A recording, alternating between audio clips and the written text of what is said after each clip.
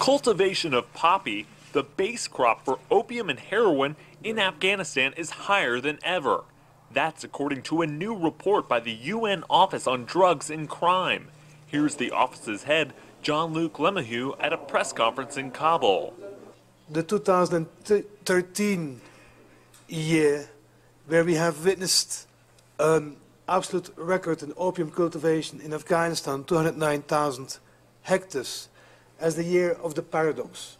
The report blames factors such as high opium prices and a lack of Afghan political will to tackle the problem.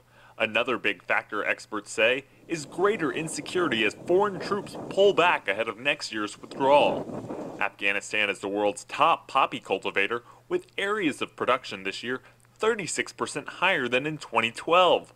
Lemahieu says the world has a choice to make. We need to make sure that the international and regional communities are helping Afghanistan to make a big choice today.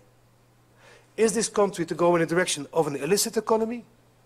Or is this country to be underpinned by the illicit economy as we all wish it would be? Profits for the crop are expected to approach $1 billion this year. Some fear that money will be funneled to the Taliban insurgency and warlords ahead of next year's presidential elections.